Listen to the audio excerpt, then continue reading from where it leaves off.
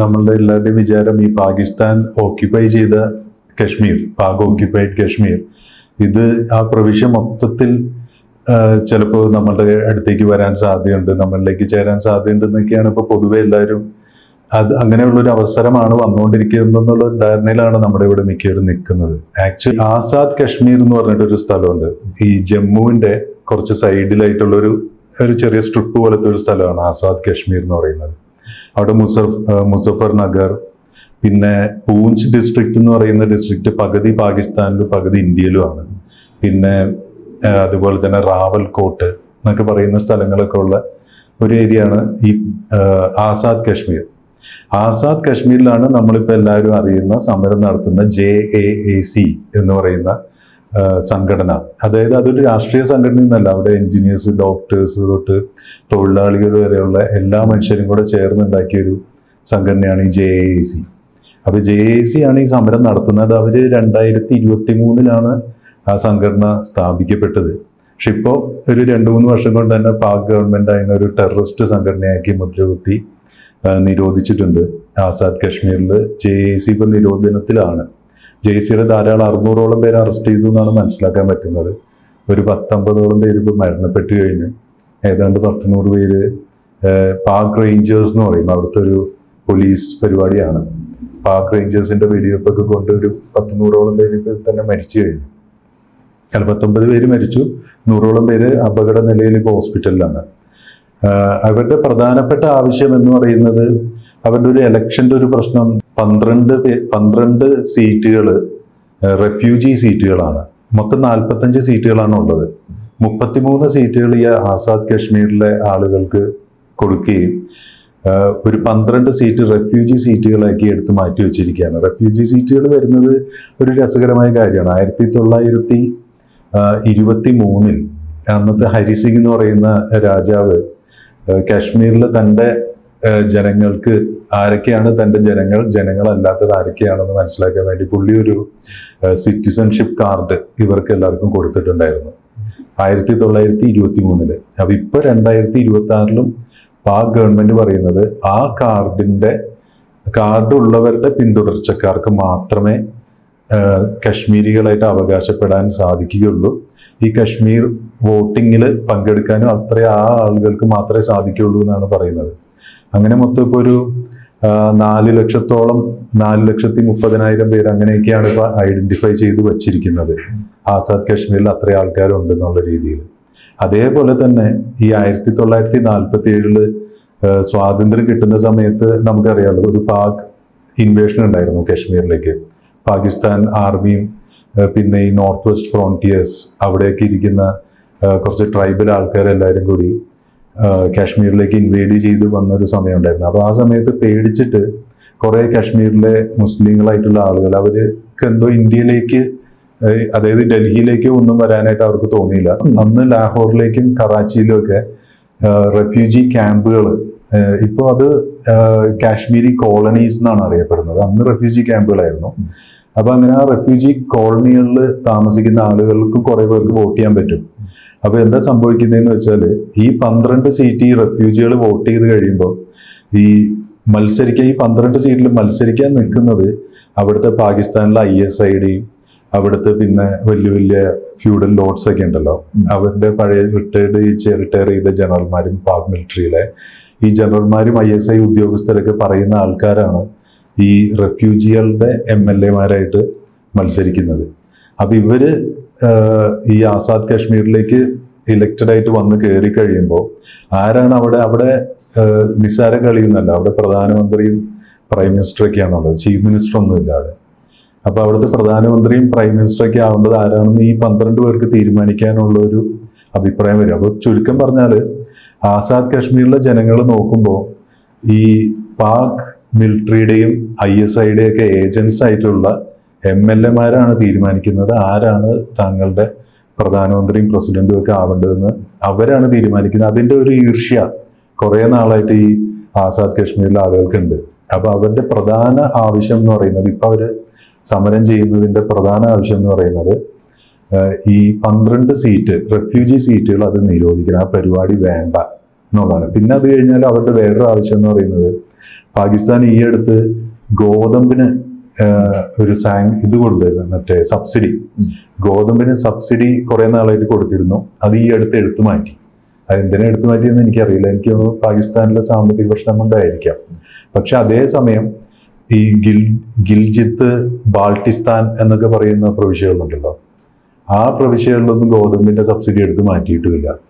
അപ്പൊ അതും ഇവർക്കൊരു പ്രശ്നമായി മാറി. കാരണം അവർ പറയുന്നത് ഞങ്ങൾ എന്താണ് ഇങ്ങനെ രണ്ടാം തരക്കാരെ പോലെ കാണുന്നത്, ഗിൽജിത്തിലെയും ബാൾട്ടിസ്ഥാനിലെയും ജനങ്ങൾക്ക് സബ്സിഡി കൊടുക്കുന്നുണ്ടല്ലോ, ഞങ്ങൾക്ക് തരാൻ എന്താ പ്രശ്നം.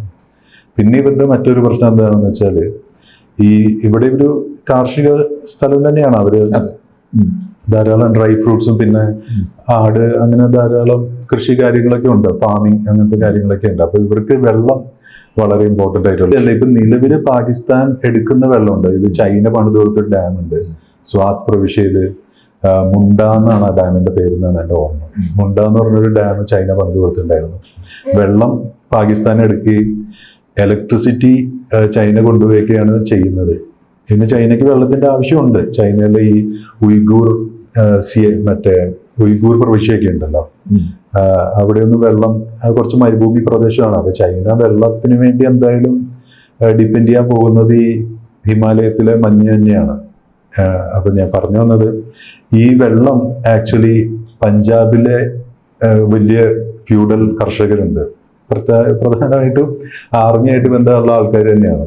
അപ്പൊ വലിയ ഫ്യൂഡൽ കർഷകര് അവരുടെ കൃഷിക്ക് വേണ്ടി, അവരുടെ വലിയ ഹെക്ടർ കണക്കിനുള്ള ഫാം ലാൻഡിലേക്കുള്ള കൃഷിക്ക് വേണ്ടി ഈ കാശ്മീരിലെ വെള്ളം എടുക്കുകയും, കാശ്മീരികൾക്കൊന്നും വെള്ളമില്ല, സിന്ധിലേക്കൊക്കെ എത്തുമ്പോൾ വളരെ കുറച്ച് വെള്ളമേ കിട്ടുന്നുള്ളൂ എന്നുള്ള പ്രശ്നം സിന്ധുകാർക്കും ഉണ്ട്. ബലൂചിസ്ഥാനിലൊന്നും പിന്നെ വെള്ളമേ ഇല്ല, അവർക്ക് പിന്നെ അങ്ങനെ അത് നോക്കുന്നേ ഇല്ല. അപ്പൊ ഈ കാശ്മീരിലെ ആളുകൾ പറയുന്നത്, ഞങ്ങളുടെ വെള്ളം കുറച്ചെങ്കിലും ഞങ്ങൾക്ക് താ, എന്നിട്ട് നിങ്ങൾ പഞ്ചാബിലേക്കുള്ള കൃഷിക്ക് കൊണ്ടുപോകും. പിന്നെ അതേപോലെ തന്നെ ഇലക്ട്രിസിറ്റി, അവിടുത്തെ ഡാമിൽ ഉണ്ടാക്കുന്ന ഇലക്ട്രിസിറ്റി ഇവർ വലിയ പൈസ കൊടുക്കേണ്ടി വരികയാണ്. അപ്പൊ ഇവരുടെ അങ്ങനെ ധാരാളം പ്രശ്നങ്ങൾ, ഇൻഫ്ലേഷൻ, ഗോതമ്പ്, ഈ പറയുന്ന 12 സീറ്റുകൾ നിർത്തലാക്കണം, വെള്ളം, അപ്പൊ അങ്ങനെയുള്ള ധാരാളം പ്രശ്നങ്ങൾ ഇവര് അഭിമുഖീകരിക്കുന്നുണ്ട്. അപ്പൊ അതിന്റെയൊക്കെയാണ് ഈ പ്രധാന പ്രശ്നം. പിന്നെ ഇതിന് കുറെ ഡീപ്പർ ആയിട്ടുള്ള കുറെ കാര്യങ്ങൾ കൂടി ഉണ്ട്. താങ്കൾ ഒരു പക്ഷേ ഗ്രേറ്റ് ഗെയിം എന്നുള്ള സംഭവം കേട്ടിട്ടുണ്ടാവില്ലേ? ഗ്രേറ്റ് ഗെയിം എന്നറിയപ്പെടുന്ന ഒരു പുസ്തകമുണ്ട്. പീറ്റർ ഹാപ്കിർക്ക് എന്നാണ് അദ്ദേഹത്തിന്റെ പേര്. ഗ്രേറ്റ് ഗെയിം എന്നുള്ള അദ്ദേഹത്തിന്റെ പുസ്തകം വളരെ ഫേമസ് ആണ്. ആ ഗ്രേറ്റ് ഗെയിം എന്നുള്ള പുസ്തകത്തിൽ പറയുന്നത്, ഈ കശ്മീർ ആക്ച്വലി ഗ്രേറ്റ് ഗെയിമിന്റെ ഭാഗമാണെന്നുള്ളതാണ്. ഈ ഗ്രേറ്റ് ഗെയിം എന്താണെന്ന് വെച്ചാല്, ബ്രിട്ടൻ ഇന്ത്യ ഭരിച്ചിരുന്ന കാലത്ത് റഷ്യൻ സാർ രാജാവ് അദ്ദേഹത്തിന്റെ റഷ്യൻ എംപയർ ഒന്ന് വികസിപ്പിച്ചു. അത് സെൻട്രൽ ഏഷ്യ കടന്ന് ഈ കാശ്മീരിന്റെ ഇന്ത്യയുടെ തൊട്ട അതിർത്തി വരെ എത്തി. അപ്പോൾ ബ്രിട്ടീഷ് ഗവൺമെന്റിന് അന്നത്തെ ബ്രിട്ടീഷ് രാജിന്റെ ഭാഗമായിട്ടുള്ള ബ്രിട്ടീഷ് ഗവൺമെന്റിന് ഒരു ഭയം വന്നത്, ഇനി എങ്ങനെ ഈ റഷ്യൻ സാർ ചക്രവർത്തി, റഷ്യൻ എംപയർ ഇന്ത്യ ആക്രമിച്ചാലോ, ഇന്ത്യ ആക്രമിച്ചു കഴിഞ്ഞാൽ ഈ എന്താ പറയാ, സ്വർണ്ണ പക്ഷിയായി ഇന്ത്യ തങ്ങളുടെ കയ്യിൽ നിന്ന് നഷ്ടപ്പെട്ടു പോകില്ല, അത് സാർ ചക്രവർത്തിയുടെ കയ്യിലെത്തുമല്ലോ. അപ്പൊ അങ്ങനെ ഒരു ഭയം അവർക്ക് വന്നു. അപ്പൊ അന്ന് ഈ റഷ്യയും ബ്രിട്ടനും തമ്മിലുള്ള സെൻട്രൽ ഏഷ്യയുടെ നിയന്ത്രണത്തിന് വേണ്ടി നടത്തിയ ഒരു കളി, അതൊരു വലിയ കളിയാണ് എന്നുള്ള അർത്ഥത്തിലാണ് ദ ഗ്രേറ്റ് ഗെയിം എന്ന് പറയുന്നത്. ഈ ഗ്രേറ്റ് ഗെയിമിന്റെ ഒരു പിവോട്ടലായിട്ടുള്ള ഒരു പ്രധാനപ്പെട്ട ഒരു ഏടാണ് ഈ കാശ്മീർ എന്ന് പറയുന്നത്. അപ്പോൾ ഈ റഷ്യൻ പടയാളികൾ ഇന്ത്യയിലേക്ക് കടക്കാതിരിക്കാൻ ഒരു ബഫർ സ്റ്റേറ്റ്, കുറച്ച് പടയാളികളെയൊക്കെ വെച്ച് ഒരു സൈനികമായിട്ട് പ്രാധാന്യമുള്ള കുറെ ആളുകളുള്ള ഒരു സ്ഥലം ഇടയ്ക്ക് വയ്ക്കുകയാണെങ്കിൽ, ഇന്ത്യക്കും റഷ്യക്കും ഇടയിൽ വയ്ക്കുകയാണെങ്കിൽ, റഷ്യ വരുമ്പോൾ ആ സ്ഥലത്തിരുന്ന് അവർ അങ്ങോട്ടും ഇങ്ങോട്ടൊക്കെ യുദ്ധം ചെയ്തോളും. അപ്പോൾ ഇന്ത്യക്ക് കുറച്ച് വലിയൊരു യുദ്ധത്തിന് വേണ്ടി തയ്യാറെടുക്കാനും ഒക്കെ സമയം കിട്ടും എന്നുള്ള ധാരണയിലാണ് ഈ ബഫർ സ്റ്റേറ്റുകൾ ഉണ്ടാക്കുന്നത്. ഇപ്പോൾ റഷ്യയ്ക്കും നാറ്റോയ്ക്കും ഇടയിലുള്ള ബഫർ സ്റ്റേറ്റ് ആയിട്ടാണ് ഇപ്പോൾ ഉക്രൈൻ നിൽക്കുന്നത്. അതേപോലെ റഷ്യയ്ക്കും ബ്രിട്ടനും ഇടയിലുള്ള ഒരു ബഫർ സ്റ്റേറ്റ് ആയിട്ടാണ് ഇവർ കാശ്മീരിനെ പരിഗണിച്ചിരുന്നത്. അപ്പൊ അങ്ങനെ കാശ്മീരിനെ ഒരു ബഫർ സ്റ്റേറ്റ് ആയിട്ട് നിർത്തണം എന്നുള്ളൊരു ആഗ്രഹം ഇവർക്കുണ്ടായിരുന്നു. അപ്പൊ അന്നത്തെ ജോർജ് കണ്ണിങ്ഹാം എന്ന് പറയുന്ന നോർത്ത് വെസ്റ്റ് ഫ്രോണ്ടിയറിന്റെ ഗവർണർ ആയിട്ടുള്ള പുള്ളി തന്നെ എഴുതിയിട്ടുണ്ട്. ആള് പറയുന്നത്, ഈ കാശ്മീരിലെ ജനങ്ങളെ ഒരു ആന്റി ഇന്ത്യൻ ചിന്താഗതിയുള്ള ആൾക്കാരാക്കാൻ വേണ്ടി ഞങ്ങൾ ധാരാളം പൈസ മുടക്കിയിട്ടുണ്ട്. അങ്ങനെ കാശ് കൊടുത്താണ് അവരെ ഒരു ആന്റി ഇന്ത്യൻ ആൾക്കാരാക്കി മാറ്റിയത് തന്നെ. അതെല്ലാം ഈ ഗ്രേറ്റ് ഗെയിമിന്റെ ഭാഗമാണ്. ഈ 1947 നടന്ന പാകിസ്ഥാൻ ഇൻവേഷൻ, പാകിസ്ഥാൻ കാശ്മീരിനെ ഇൻവേഡ് ചെയ്തത് ഗ്രേറ്റ് ഗെയിമിന്റെ ഭാഗമാണ്. അവരുടെ ഉദ്ദേശം എന്ന് പറയുന്നത് ഈ നെഹ്റു, സർദാർ പട്ടേല്, മഹാത്മാഗാന്ധി ഇവർക്കൊന്നും ബ്രിട്ടനേക്കാളും ഇവർക്ക് ഇഷ്ടം റഷ്യയാണ്. കാരണം നെഹ്റു ഒക്കെ എപ്പോഴും താനൊരു സോഷ്യലിസ്റ്റ് ആണെന്നാണല്ലോ പറയുന്നത്.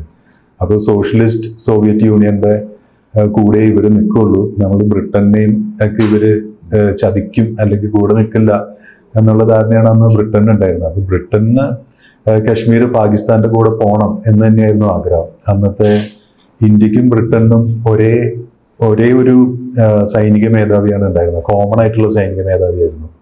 അതേപോലെ തന്നെ ലോർഡ് മൗണ്ട് ബാറ്റൻ പ്രഭു, അദ്ദേഹത്തിൻ്റെയും താല്പര്യം കശ്മീർ പാകിസ്ഥാനിലേക്ക് പോകണമെന്നായിരുന്നു. ഹരിസിംഗ് എന്നുള്ള അന്നത്തെ രാജാവ്, പുള്ളിക്ക് എന്ത് ചെയ്യണം എന്നുള്ള കാര്യത്തിൽ പുള്ളി ഒരു തീരുമാനം എടുത്തില്ലായിരുന്നില്ല. പക്ഷെ അദ്ദേഹത്തിന്റെ മന്ത്രി, ദിവാൻ എന്നൊക്കെ പറയുന്ന രാമചന്ദ്ര കിർക്ക് എന്ന് പറഞ്ഞിട്ടൊരു പുള്ളിയുണ്ട്.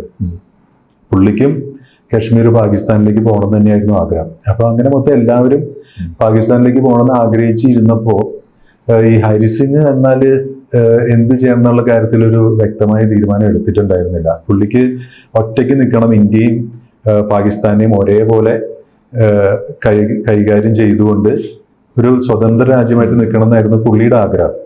പക്ഷേ ഈ 1947 ഈ ട്രൈബൽസിന്റെ ഇൻവേഷൻ ഉണ്ടായി കഴിഞ്ഞപ്പോൾ പുള്ളിയൊക്കെ പേടിച്ചു. കാരണം ഭയങ്കരമായ കൊലപാതകങ്ങളും ഭയങ്കരമായ റേപ്പും പരിപാടികളൊക്കെയാണ് ഉണ്ടായിരുന്നത്. ഈ തുടങ്ങിയത് തന്നെ ആക്ച്വലി ഈ റാവൽകോട്ട് എന്ന് പറയുന്ന സ്ഥലത്താണ്. നമുക്കപ്പോൾ അതുകൂടെ പറഞ്ഞെന്ന് അവസാനിപ്പിക്കാം. ഈ റാവൽകോട്ടിലാണ് ഈ 1947 ഇൻവേഷൻ സ്റ്റാർട്ട് ചെയ്തത് തന്നെ. ഇപ്പോ ഈ JACയുടെ ഇപ്പൊ വരുന്ന സമരം അതും സ്റ്റാർട്ട് ചെയ്തത് ഈ റാവൽകോട്ട് എന്ന് പറയുന്ന സ്ഥലത്ത് തന്നെയാണ്. അതിന്റെ ഒരു വൈരുദ്ധ്യമുണ്ട്. അതായത് 1947 ഇവർക്ക് പാകിസ്ഥാനിൽ പോണം എന്ന് പറഞ്ഞാണ് അവര് റാവൽകോട്ടിൽ നിന്ന് ഈ എല്ലാ ആക്രമണങ്ങളും ആരംഭിച്ചത്. ആസാദ് ആർമി എന്നാണ് അന്ന് അവര് സ്റ്റാർട്ട് ചെയ്ത ആർമിയുടെ പേര്. ഇന്ന് അവർക്ക് പാകിസ്ഥാനിൽ നിന്ന് തിരിച്ചു വരണം എന്ന് പറഞ്ഞിട്ടാണ് ഇതേ റാവൽകോട്ടിൽ വീണ്ടും സമരം. ഈ പുതിയ സമര എന്താ പറയുക, ഭടന്മാരുടെ പേര് JAC എന്നാണ്. ഇവരിങ്ങനെ അഭിപ്രായം അങ്ങോട്ടും ഇങ്ങോട്ടും മാറ്റിക്കൊണ്ടിരിക്കും. ബംഗ്ലാദേശിലെ അവസ്ഥ അറിയില്ലേ, മുജീബുർ റഹ്മാൻ, അദ്ദേഹം ബംഗ്ലാദേശിന്റെ സ്വാതന്ത്ര്യത്തിന് വേണ്ടി പോരാടി കുറച്ച് കഴിഞ്ഞപ്പോൾ ഇയാൾ വലിയ ശത്രുവാണെന്നും പറഞ്ഞിട്ട് ബംഗ്ലാദേശിലെ ആൾക്കാർ മുജീബുർ റഹ്മാനെ തൂക്കി കൊന്നു. പിന്നെ കുറച്ച് നാൾ കഴിഞ്ഞ് ഈ അടുത്ത് 2017-18 സമയത്താണെന്ന് തോന്നുന്നു, ലോകത്തിലെ ഏറ്റവും മികച്ച ബംഗാളി ആരാണെന്നുള്ളൊരു സർവേ നടത്തിയപ്പോൾ ബംഗ്ലാദേശിലെ ആൾക്കാർ തിരഞ്ഞെടുത്തത് മുജീബുർ റഹ്മാനാണെന്ന് ആ സെൻസറിൽ ഈ എന്താ പറയുക ഇലക്ഷനിൽ അവർ പറഞ്ഞത്, വോട്ടിങ്ങിൽ. അതായത് ആദ്യം പൊക്കി പറയും, പിന്നെ തല്ലിക്കൊല്ലും, പിന്നെയും പൊക്കി പറയും. ഇങ്ങനെ ഒരു എവിടെയും നിൽക്കാത്തവർ അങ്ങോട്ടും ഇങ്ങോട്ടും മാറുന്ന ഒരു പരിപാടിയാണ് ഇവരുടെ ഇതിലുള്ളത്. ഈ റാവൽകോട്ടിൽ അത് തന്നെയാണ് കാണുന്നത്. 1947 അവർ പറഞ്ഞു പാകിസ്ഥാൻ്റെ കൂടെ പോകണമെന്ന്.